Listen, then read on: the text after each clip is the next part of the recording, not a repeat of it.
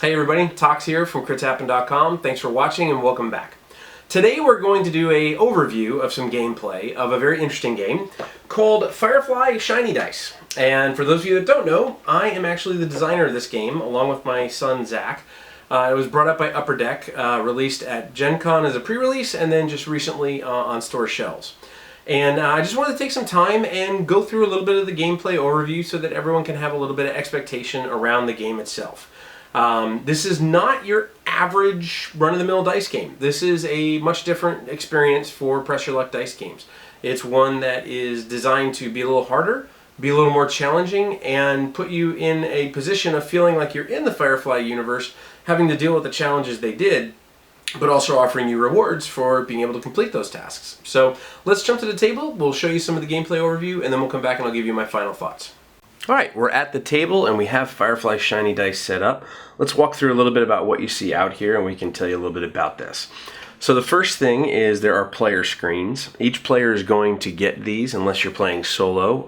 You may or may not need it. The idea of the player screens is to hide your victory points. When you choose to lay low and you score the victory points you've accumulated during your turn, you're going to want to put those behind your score screen, and then also as you obtain supplies, you're going to put those behind your score screen as well. The concept and why I had asked to actually have those included was that in most Press Your Luck dice games, you tend to know how many points you're going to need at the end of the game, and the last turn can kind of seem anticlimactic. If we're playing a 3-player game, for example, and I know I have 7 points, one opponent has 8 points, and another opponent has 10 points, and I'm the last person to play, then I know I only need to get 4 points to win the game, so it's not quite as climactic as I would have hoped. So that was the idea of the player screens, is that players are going to have to remember roughly how many points their opponents had and how hard they wanted to press their luck towards the end of the game. So we also have victory points, which are represented by 500 and 100 point cards here.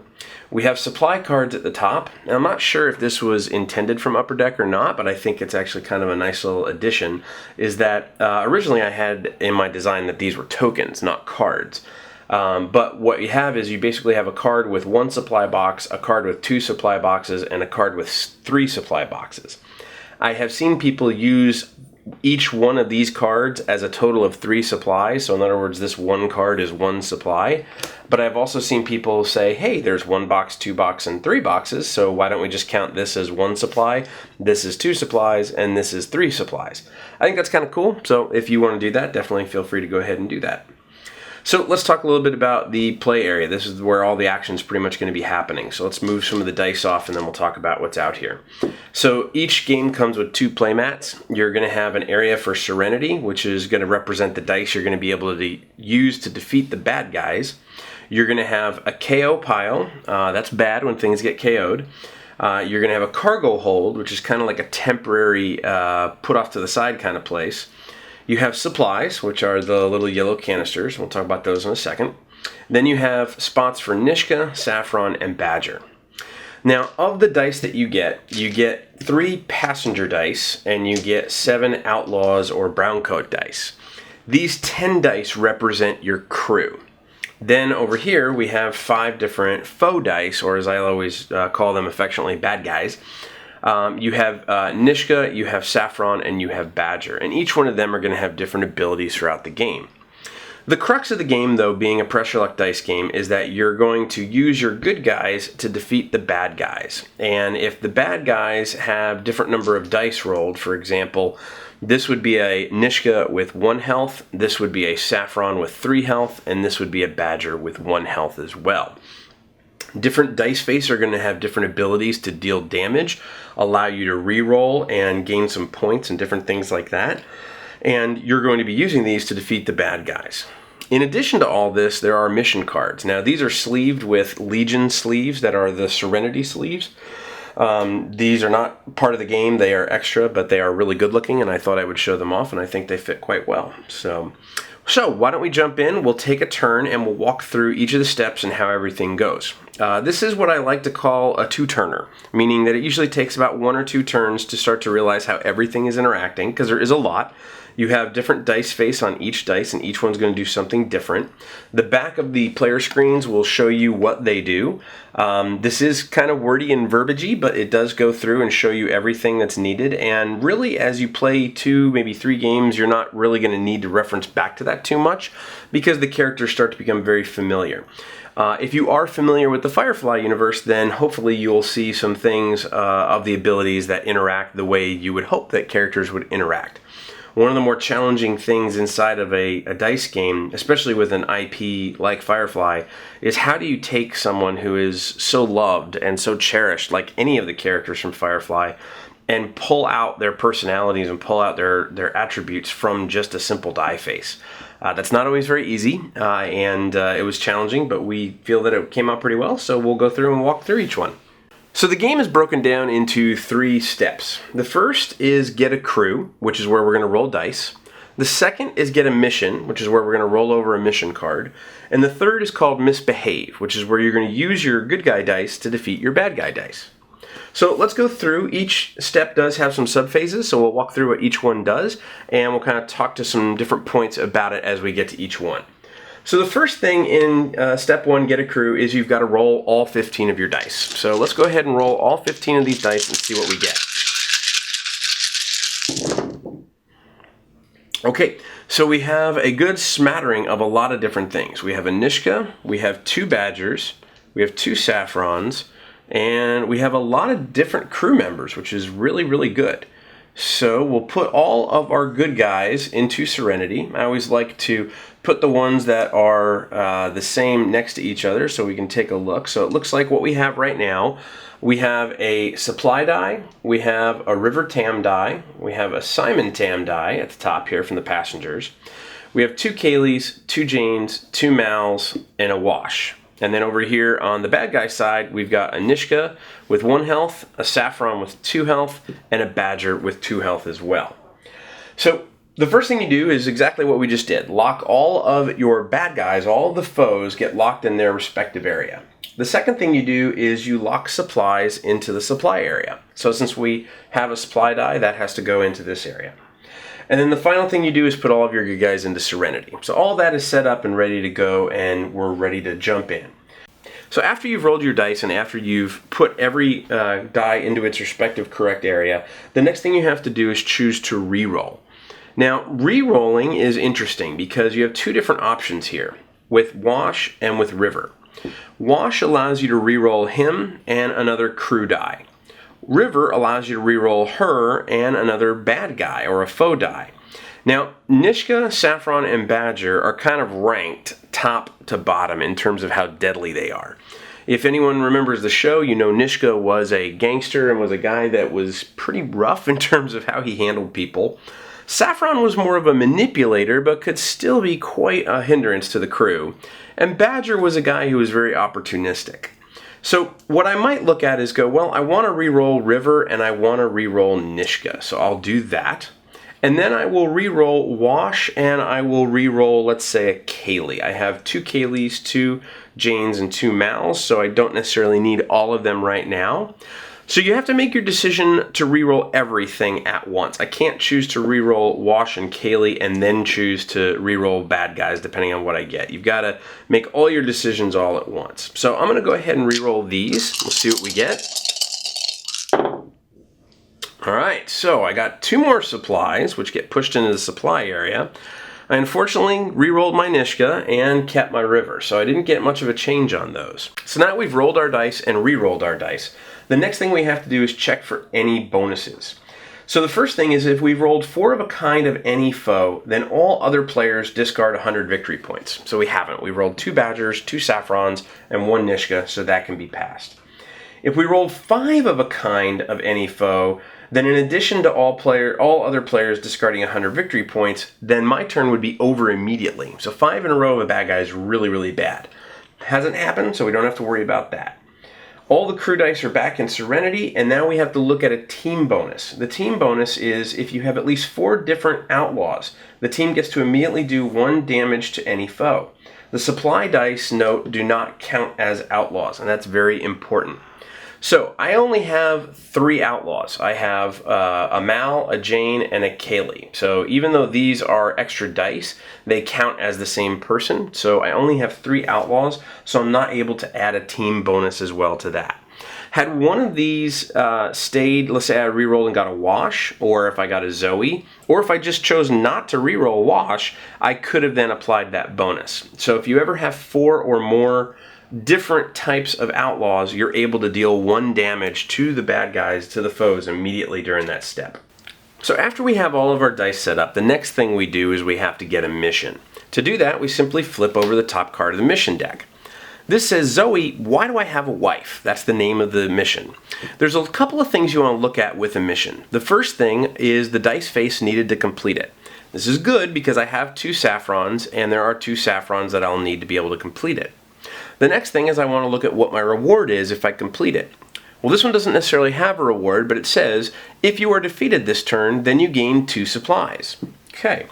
The sabotage is a keyword, and there's 5 different keywords inside of the game. There's sabotage, bushwhacked, goram, shiny, and escape. Sabotage is going to force me. This is the only one that happens when you actually reveal the missions. Most of them are going to happen during the misbehave step, the next step. But this one tells me for sabotage, I have to immediately either reroll all of my crew dice or complete the mission and avoid sabotage. So this is an interesting decision because sometimes you might want to reroll all of your crew dice. Sometimes you might not. In this case, I want to keep what I have. So I'm going to tap or rotate the card and just show, with whatever non-magic term you want to use, that I have completed it and I've avoided sabotage. So I don't have to worry about that. If I am defeated this turn, meaning if I'm unable to defeat all of the foes, then I would gain 2 supplies. So that's a secondary thing. We'll have to see how that turns out. Now this is an interesting dynamic because we chose to reroll before we get our mission cards. Now this is something that I've heard a lot of chatter about online between BGG and some videos and different things like that. These were added afterwards, and that's probably a good thing to know, is that the original design of the game did not include mission cards. These were added after the design was sold to Upper Deck, and they've added a little more complexity and a little more challenge into the game. Now, I've heard multiple sides of the story. I've heard some people say, well, I really like the fact that this is random, that I am choosing to reroll based on how I'm going to defeat bad guys, and then I get my mission and hope that I can be able to complete it. There's some people that feel that that's very thematic, that it represents a lot of what the Firefly universe was like, is that every mission posed a greater challenge that the team had to tackle, and they weren't always sure if they were going to be able to complete those missions based on going into them. And another thing was always that the missions tended to change sometimes. So some people have said they don't like the fact that you're re-rolling before you know what your dice face are needed for the missions. I would simply say that if that bothers you, if you are either finding it to be too challenging or you're finding it to be too random and not for your tastes, there's nothing that stops you from house ruling this and saying that the choice to reroll happens after you get your mission card. So again, leave that up to you as to which way you want to go with it, but the original plan here is that you choose to reroll and then you get your mission card. The next thing we do after that is we move into the misbehave step. The misbehave step basically has 3 different phases. The first one is shiny times. If the mission rolled over is shiny, I would get to do 1 damage to any foe. It's not, so we just skip past that. The next thing is the foe's strike, and each foe is going to do something different. They're always going to resolve from top to bottom, so we'll begin with Nishka.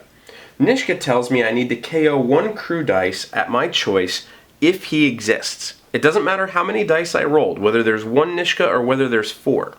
So in this case, I might look at this and say, well, okay, I'm going to KO a Kaylee die, and I'll put her into the KO pile. Then I look at Saffron. Saffron's ability is she is a manipulator. She's going to move 1 crew die in Serenity to the cargo hold for each Saffron die rolled. So different than Nishka, who just looks to see if he exists, Saffron looks at how many dice she actually rolled. She has 2, so I'm going to have to move 2 characters into the cargo hold. So let's go ahead and say we will move a Jane and a Mal into the cargo hold. Then finally, Badger is an opportunistic businessman. He is going to move and lock 1 supply die next to each Badger die. So we'll move these 2 dice over next to Badger. Now this is an interesting little dynamic because this actually offers you an opportunity to score these supplies faster. Normally you only score supplies that are in the supply area after you've defeated all of the foes in your turn. But in this case, when I defeat Badger, I will rescue these 2 supplies and I will get to score them immediately. So it gives you a little faster opportunity to score points. And there are some characters that will let you end your turn and get out of dodge immediately. So at times that can be very valuable. So every one of the foes have struck, and now we move into the have a plan phase, which is where you get to use your remaining dice in Serenity to defeat the foes.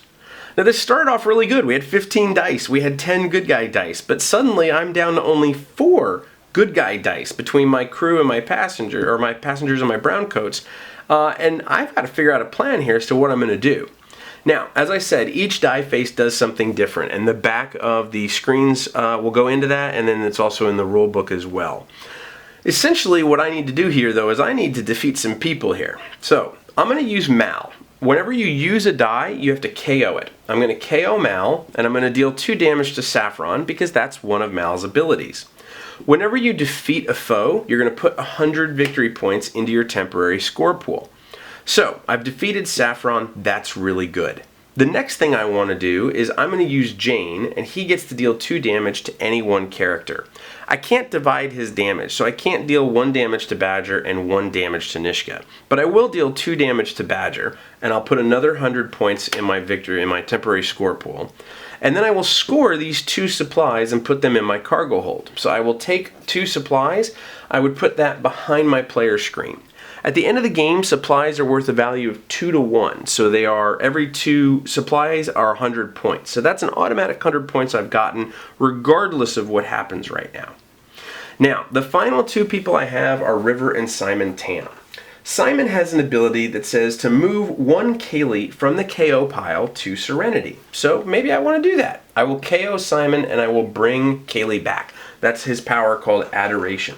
Now Kaylee has a nice little power now that she's back in Serenity and I can use her again. She has Thruster Overload. And Thruster Overload says that I deal 1 damage to any foe and move 1 die from the KO pile to the cargo hold. So I can use Kaylee to deal 1 damage to Nishka, I can get another 100 points in my temporary score pool, and I get to move 1 die from the KO pile to the cargo hold. So I could move any one of these back into the cargo hold. Now I've defeated all of the foes that were existing, so I score any more supplies, so I would score another supply and put that behind my player screen. And I have to look now and make a choice. If I wanted to press on and keep flying, I would have 300 points I'm putting at risk. I would be able to use any dice that are left in Serenity and in the cargo hold, so I would have these 7 dice. But I would have to go against these 5 foe dice. So I have to make a decision. Do I want to press on or do I want to lay low? If I keep flying, again, I have to use these 7 dice versus these 5 dice. If I lay low, I take my points in my temporary score pool and I put it behind my player screen and then I pass all the dice to the next player. Now, this has been a much lengthier explanation because it's involved most of the rules and what's going on in the game. So let's take another turn, let's keep flying, and let's see what we can do with the 7 dice we have left and the 5 dice that are the foe dice. I'll go ahead and just ready this up because we're going to have another card come out so that we can see what that is. I was not defeated, so I don't gain the 2 supplies from that mission, but let's see what we can do on this next round in the verse. Alright. Wow, that's a lot. Okay, so I'm going to move a little faster this time and we'll walk through things as we go as much as possible. So, all the bad guys get locked in their areas, which is 3 Saffrons, which is really nasty. 2 Nishkas get put up there. I've got a Kaylee, a Jane, a Mal, a Zoe, a Simon, and a River. So the first thing that I don't like is I don't like all these Saffrons because they're going to move a lot of dice into the cargo hold. So I'm going to choose to re-roll a Saffron and a River. And I got a Supply and a Badger. Okay. So there's no 4 of a kind or 5 of a kind of the bad guys, so we don't have to worry about that. However, I do have 1, 2, 3, 4 different crew members, which is really good. So I could choose to deal 1 damage to any of the foes right now. I'm going to go ahead and choose to defeat Badger. Now, Badger existed, so he's defeated, so I get 100 points put into my temporary score pool, even though we're not into the Misbehave step. Next thing we do is I get a mission. This mission is, I got Heathens Aplenty right here. Now this one needs a book die to complete, which unfortunately I did not get, so I'm not going to be able to complete this one. However, it is a shiny mission. So, the very first phase of the Misbehave step is to check if this is a shiny mission. If it is, I get to deal 1 damage to any of the bad guys. I'm going to go ahead and deal 1 damage to Saffron. Now she's not defeated, but she does have 1 health left. Now the foes strike. Now this looked really bad when it started because we had a lot of Saffrons and there was going to be a lot of manipulation and a lot of moving, but we're a little better now. Nishka again checks to see if he exists. He does, so he's going to KO somebody. I'm going to go ahead and KO a Mal. The next thing is Saffron is going to move 1 die for each Saffron die present into the cargo hold. So I'm going to go ahead and move Kaylee into the cargo hold. There's no Badgers, so the supplies don't get captured by him. Even though he did exist, he was defeated earlier because of the crew bonus, or the outlaw bonus, so that's good, so we don't have to worry about that. And now I have to have a plan and use my remaining 4 dice to defeat Nishka and Saffron. So what I'm going to do is I am going to use Zoe and KO her to deal 2 damage, 1 to Nishka and 1 to Saffron. Now that defeats Saffron, so I get another 100 points put into my temporary score pool. Then I'm going to make a choice. Now, I could do a couple of different things here. Any time during your turn, the passenger dice can be used to deal 1 damage to a foe. My original intent of that was actually that any die could get used, and I think that was a misprint in the rulebook. The rulebook technically says, though, to only use a passenger die to deal 1 damage. My original intent and original design, though, was that any die in Serenity could be used to deal 1 point of damage. So, for example, I could use Simon if I wanted to deal 1 point of damage to Nishka. I could think ahead and go, well, I'd really like to have more brown dice next turn, so what I could do is use Simon's Adoration and bring Kaylee back. And then I could use Kaylee to deal 1 point of damage to Nishka, defeating him and putting another 100 points in my temporary score pool, and also being able to bring a die back from the KO pile into the cargo hold. So now I have to make a decision of, do I want to keep flying with everything that I have left here with these 5 dice to go against these 5 bad guy dice? Now, me normally, yes, I would probably end it here, and I would take my points and put them behind my screen and be able to lay low, get all the points that are in my temporary score pool, know that I scored those, plus some supplies, move on and let somebody else take their next turn. There are a couple of people's abilities that I wanted to talk about really quickly, and those are Inara and those are Book. So Inara says that her ability is Companionship, and her ability allows you to score 100 points immediately if you KO her. I've seen some people make the mistake of thinking that, for example, let's say I had these 3 dice left and I rolled them and I got a Inara, that they score 100 points immediately. Then they can re-roll, and if they got another Inara, they go, oh, I score another 100 points. That's not the way that Companionship works. Companionship works in the sense that when it's your turn during the Misbehave step and you're using your dice, you actually KO Inara and then you score 100 points and it goes behind your screen, not into your temporary score pool. So that's the correct way to be able to use Inara. Some people have asked about her hourglass. This is actually to represent that she's a companion and that you only have so much time with her. And there's also some scenes in Firefly where she has an hourglass in her pod that's attached to Serenity. So we thought that was something unique and different to do. The other character I want to talk about is Shepherd Book. So Book's ability is Salvation. He says that if you KO a number of book dice equal to the number of villains in play, you can end your turn immediately and score what's in your temporary score pool. So let's say for whatever reason, this is the setup we have.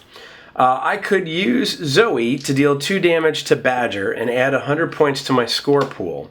But if I only had Book left, the most damage that I could do to Saffron is 1 damage, which would still leave her alive. Well, what I could do is I could choose to use Salvation. There's only 1 villain left, so there's 1 foe left with Saffron. She has 3 health, but there's only 1 of her. And I have 1 book die, so I could KO my book die. I could avoid her. Now, I don't defeat her, so I don't get to add 100 points to my victory, or my temporary score pool. I just act as though I'm avoiding her. But what it lets me do is, I'm considered to have ended my turn, I score everything that's in my temporary score pool, and I am not defeated, so I don't lose all of this. It's very tricky on timing, but it can be very, very powerful. Now, if instead, let's say I had something like this set up. Let's say all these points are in my temporary score pool, and after everything was said and done, I had 2 Shepherd books.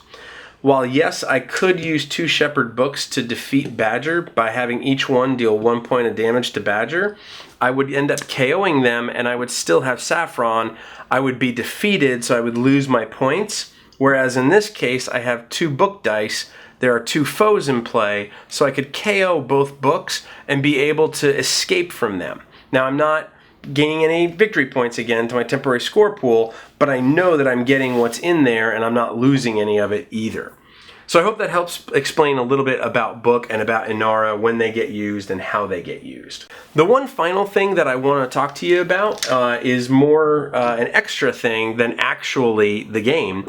But inside my game box is a nice little insert. You'll see this foam core insert here. This is made by Robert Searing of Insert Here. We'll put a link in the video and a link in the description below to be able to check things out from him. But this is a really, really nice little insert, and you'll see that cards that are both not sleeved, so cards like these that are not sleeved, and cards that are sleeved, like these, fit in here really, really nicely. They also have the little like finger holes to be able to pull out those cards really easily. All the dice fit in right here, and they can all fit in squarely and really well. And then this little channel here is for your playmats. So you can take both of your playmats, roll them up really nice, and fit them in there. Robert does a really good job. Definitely would recommend checking out his stuff. So if you have a chance to see more about him through the links online, he does some really cool stuff both for this game and for many other games. So that is Firefly Shiny Dice. So I hope that this video was helpful, and I hope to give you a little bit more expectation about what to expect when going into the game. So we went through a couple of different things, clarified a couple of people's abilities, talked a little bit about rules variants. I'm sure there's still some questions, so let me know. Leave a comment below on the YouTube channel. Be happy to answer anything anybody wants to know. The number one question I keep getting asked is, how do you get your first game published with a company the size of Upper Deck? The answer to that is really simple.